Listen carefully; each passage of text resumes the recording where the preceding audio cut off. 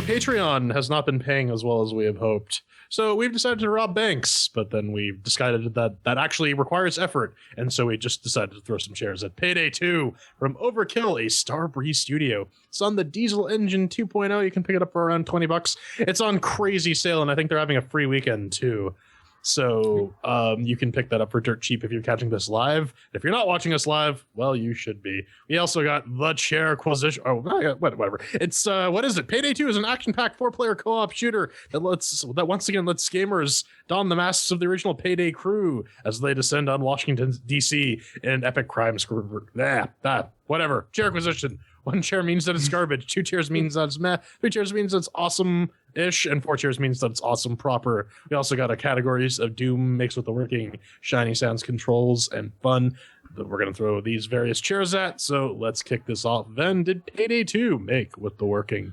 There's a couple of things we're going to have to talk about, but how does it run on the Ubuntu 1404 LTS 8150 CPU powered, running a 980 and 4, well, not really 4K, but UHD. Runs pretty good, Brad. Really liked it. The first few times you start this, it might show up at 800 by 600, and that's a bit jarring at 3840 by 2160. I mean, it genuinely looks like an old DOS game. I don't know what exactly stopped it from doing that, but it eventually learned and obeyed. So that's no longer an issue. Originally, if you were playing with the bots, the AI, it had a pretty severe performance dip. I mean, coming down sometimes to like 45 frames per second at 1080, which is kind of miserable. But whatever moon patch, that new Henry or whatever it was at 2.2 gigajoules released the other day, even though it didn't mention it, completely fixed that. There is nothing to complain about. Completely native, absolute solid piece of kit. And that's why it's going to get 4 chairs for mix with a working. Yeah, my monitor is actually 4096 by 4096, true 4K. No, it isn't. But on the Fedora 22 powered 64-bit with the i7 6700K, the GTX 980, 32 gigs of DDR4 RAM, and some rando SSDs. Oh, yeah, it ran perfectly fine, aside from some issues with Steam completely fucking up the download. As then Twice. MT and Pedro waited patiently for me to re-download big chunks of the entire game. Yeah, it ran perfectly fine. It seems to be locked at 60, so it doesn't tend to go higher, even if you have VSync disabled. Interestingly enough, both MT and Ven reported the issue where the resolution wouldn't stick depending on or between game restarts. I did not run into that. So just a point, 4 chairs. Yeah, I didn't run into that either, but then again, on my end, it did not stick to 60. In fact, through most of the gameplay, I was getting 100 plus FERPs on the FX 8370E with the GTX 970 Strix on Fedora 2364-bit. So really, 4 chairs. All right, that's 4 chairs for mix with the working. Up next is the shiny and the sounds. Then how did it sound or shine? Even with anisotropic filtering set at 16x, the jaggies were hella visible at 1080. And I'm not one that normally complains about the jaggies, so you need to take that with a cup of chainsaw. That was a bit bothersome. Cranking it up to 2160, it's going to sort most of that. And again, it runs fine at 2160 with a 980. I guess visually, the easiest way to describe Payday 2 is Left 4 Dead 2 with a slight graphical upgrade that takes place mostly during the day, maybe. You get your environments. They range from malls, banks, to warehouses, and a somewhat unique meth lab. That's a very fun experience that we learned last night. And there's also this great freeway level. Stay away from that because it'll just get you killed to death. That's a true story. The gun sounds, let's get into that. They go pew, they go bang. Nothing really to report home, and you do have on almost every mission, your in-ear radio announcer who's like, okay, I'll be there in, 3 minutes, and you have 4 more minutes to try to stay alive before you get curb stomped, to tell you about your current task. But that's completely drowned out by the wub music. I mean, it really is like dubstep type things going on. But you're going to want to keep that on because 9 times out of 13, right when it hits the drop, that's when the fuzz, the 5-0, the bobbies, Popo. your constables. That's when they show up. And it's kind of a good thing to keep that a little bit low, maybe on the right channel. It's like, okay, now it's about to get real. I liked it. It looked good. Performs amazing. And I'm not going to knock it on the sounds, because later on you'll learn that really the only sounds you want in this game are your teammates and your ear organs. So I'm going to give it a solid 3. Oh yeah, completely stole my first point. But yes, if you're focusing on the soundtrack instead of the screaming of your buddies or yourself screaming at the AI, you're doing it wrong. Yeah, graphically it looks fine. Certainly fairly par for the course for games of that era, though it really does make with the jaggies. And I'm less to complain about anti-aliasing than even then. And I was just like, damn, I could cut myself on some of these textures. That's pretty bad. And I mean, there is voice acting in this game. It is competently done, although the majority of it is just people screaming at you. But I mean, that's pretty good. I'll give it 3 cheers. Yeah, more than once I found myself just killing the wave of cops that was coming my way, and then getting one of the NPCs just randomly shouting, "They're here! They're here!" And nothing happened. Yeah, the wub wub itself got muted pretty damn fast. I honestly couldn't deal with that. And I guess just to reiterate what Ben and Jordan already said, I don't think I have ever needed anti-aliasing as much as I do for this game. Everything is, you can see the stairs on everything. Just walk away from a shelf and look at like the top of it, and you can see, you could probably walk up those stairs. The sound effects are on point, but I'd like to have an option to, have surround sound. I'm not even going to ask for 7.1, which this particular headset supports. Just 5.1 would do. Counter-Strike Global Offensive has it. Why doesn't this one? It does. Mine launches with 5. Well, on my end, it would just give me stereo. Sucks to be you. Yeah. So 3 chairs. All right, that's 3 chairs with an asteroid for sucking to be Pedro. Point taken. Up next is Control. Ben, how did it control? Well, Moon Baby, not a whole lot to report. This is your standard WASD plus grab your local gerbil that you can rebind most everything. I think Jordan is going to bring up maybe some issues with some things that he couldn't rebind for reloading, but that's not normally how I set my things up. Didn't need to futz around with it out of the box, and that is the important thing. Logically laid out. I didn't have to go digging around in the settings. I like that. There's a lot to learn, a lot of keys to move about when you're deploying your trip mines and, stealing your business and all that. But if I had to find one small fault with this, it would be the crouching system, because your left control crouch is either on or off. It doesn't. At first, that toggle. Actually, there is a option that will fix that. I was about to say that. That does exist, but after you play a couple of missions and get into it, you realize it's probably best to leave that on, because it's a good idea to stay crouched a lot, especially when you're smashing up a Windows store. So, 4 chairs. And it also does apparently work with a Xbox controller, but why? I mean, I'd understand. I didn't actually try it with the Steam controller, but actually playing that with the Steam controller would have been interesting. But yeah, it is standard FPS fare, aside from a couple gripes that were just sort of nitpicky. I had to switch the Q and the C binding because Q was deploy gadget, C was switch weapon, and I'm very used to Q as switch weapon, and I just set C to deploy gadget. And I think that every game out there uses Q as switch weapon. Even Metro does. So what's going on with that? I don't even know. And just as a nitpick, I really dislike iron sights in games. I guess this is just me growing up with Counter-Strike and Quake 3 and all that shit. But honestly, I don't like having half the screen obscured by my gun. I'd rather just have the crosshair. But again, I understand why they did that, because it changes the pace of the game when you're in iron sights mode, but that's just me.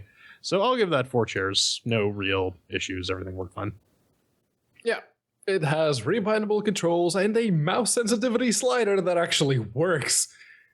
Which is kind of sad that that's actually a positive nowadays. But yeah, there it is. The shooting feels responsible enough, responsive enough, not responsible, for a game that actively pushes stealth, or at least a much more tactical approach to certain missions.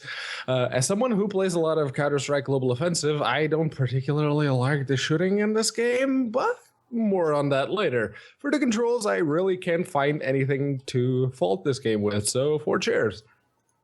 All right, so that's 4 cheers for the control. And finally, we got the final subjective category, fun. Subjective as it may be, this is a game of 2 sides, but let's just go ahead and get this out of the way. Because Payday 2 has some 30-odd bits of DLC that it really, really, really, really wants you to buy. Come on, buy it. It's everywhere. Then again, it's not as bad as, what was it, Company as a Hero 2? Oh, yeah. Which was genuinely just like 90% just like buy stuff. It's not that bad. In fact, when it comes to what it does, I mean, it's very difficult to find a single menu in-game that does not mention some type of available DLC. I get it. And yes, you know what? I know about the pay-to-win snafu, but everything I'm about to say comes from the perspective of someone who never spend, I'm not going to spend a dime on it. I'm going to play it vanilla as is, minus the initial buy-in price, which we got it on the cheap over a year ago. Mm-hmm. So, long as we're cool with that, let's talk about the game itself, because the game is absolute rubbish. It's horrible. It's a miserable experience. But that's only if you play it alone. If you're playing in Forever Alone mode with the AI, outside of using that, how to figure out how to set up your characters, learn about your skill tree, and maybe robbing a bank, because that's the only thing I can successfully do with the pants-on-head retarded AI. They're good enough to point at corners and shoot. That's about it. You can't really give them commands or anything like that. But throw all that out the window. If you can get your mates together like we did last night, it was Jordan, MT, Pedro, and myself, and you get the Skypes going, and especially on a level that where somebody, we happened to hit a bank that I had hit before. It's like, okay, I have some idea how this works. It's like, over there, get it ready. And we were able to drill through, and it was fantastic. And later on, if you're watching the produced version of this, it's probably behind me right now. We were in the mall, and we were doing like the second take. We had to smash like 50,000 quid worth of stuff. And we were just dead as dead gets, and we finally got extracted. And I mean, Empty was like slapping his desk, and I was like, yeah. Then we played another one where Empty forgot to throw a jewelry thing into a van and got us both killed to death, almost killed to death. We managed to. He got me killed to death. Or he got you killed to death. And that's a thing. It's 75% off.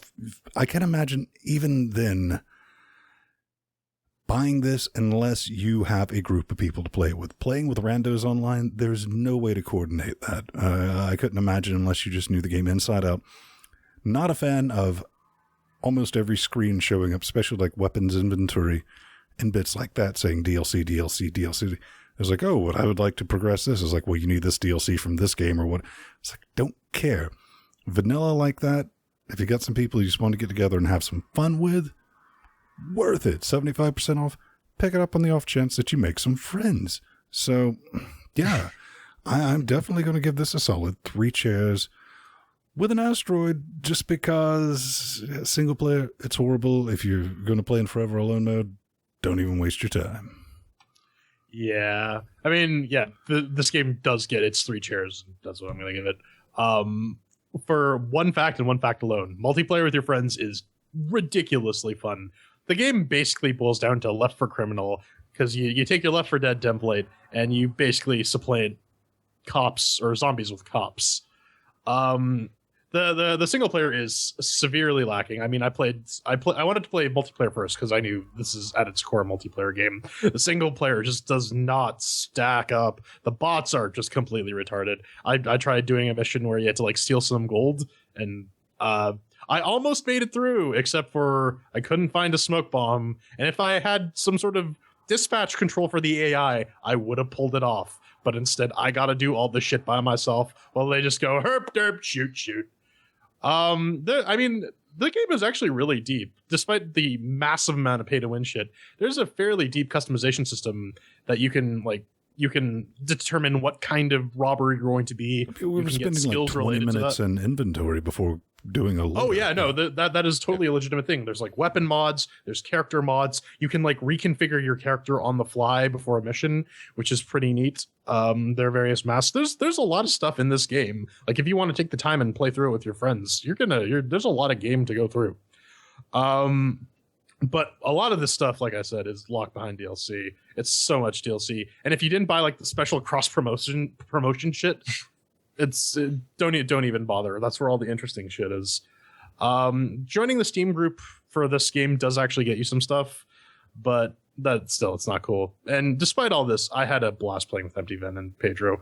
Fun is fun, and that's what I got to say about it. Aside from the police have apparently mastered the instant transmission technique, because they just kind of appear sometimes. 3 chairs. Yeah. I suppose it's time to throw a wrench in this orchestra, as it were.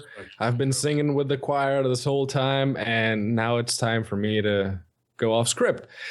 Well, the first thing I see when I start this game is a fucking ad for downloadable content. Guess that's to set the tone for the rest of the game. When you're not in a mission, there's always ads scrolling down the bottom left-hand side of the screen telling you to get the new DLC. The top item in the main goddamn menu is a big blinking button telling you to buy DLC. This is usually a $20 game. Why are you pushing free-to-play marketing bullshit? Weren't these the guys that said that they wouldn't actually do pay-to-win bullshit DLC, but then totally went and did it? Oh, yeah. Yeah, they were. I suppose it's a good thing that they let you play it for free until the 31st. But, yeah. That's enough bitching about DLC. Let's get into the actual game. You may remember a few weeks past when I said that in a game, I'll take solid gameplay over narrative any day of the week. You may also remember when I've mentioned that I don't like real-time strategy games. While I think that the gameplay and mechanics of Payday 2 are damn solid, and you should definitely at least try it for free until the 31st, I personally do not like tactical first-person shooters. The only one of those I ever played to some extent was the original Tom Clancy's Rainbow Six from 1998, and I didn't like that either. The only reason I'm even remotely competent in other first-person shooters like Counter-Strike Global Offensive is because that game specifically rewards lone wolf tactics. I can run around and nope people with any gun I damn well please, and no one gives me shit for it. Unless I kill them and then they call me a cheater and a hacker. Payday 2 is a stealth game that requires everyone to know exactly what to do, or else there'll be cops. And what's that? You don't like those weapons that you start with because you start with the same shitty MCAR rifle and the same shitty Glock rip-off pistol.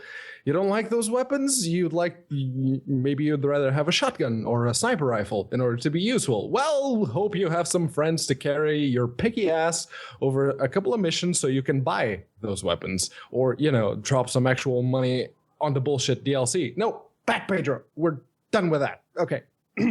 If you're playing offline, the brain dead AI teammates will get shot down within minutes of the first assault.